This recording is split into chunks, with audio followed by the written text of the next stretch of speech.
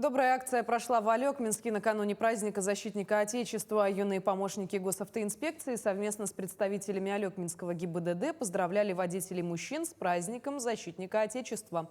На память каждому листовка, поздравления, на обратной стороне которой напоминание: будь осторожен за рулем. Поздравляю вас с наступающим 23 февраля. Соблюдайте, пожалуйста, правила движения. Хорошо, будем соблюдать. Трудно не улыбнуться, когда ребятишки искренне от всей души поздравляют с праздником. Небольшой листочек с поздравлением заботливо подготовлен заранее. Руководитель формирования, юный инспектор движения, убеждена, пример должен быть наглядным.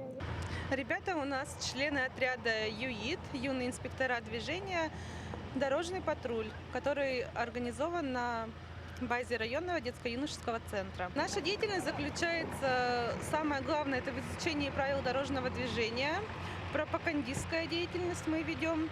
Юные инспектора уверены, от соблюдения правил дорожного движения зависит очень много. Почему важно соблюдать правила дорожного движения? Потому что сейчас, как говорят, можно врезаться. Да, очень важно. Если не будешь соблюдать, попадешь в аварию. Поздравляю вас с 23 февраля. Спасибо большое. Соблюдайте, пожалуйста, правила дорожного Хорошо, движения. будем соблюдать, спасибо.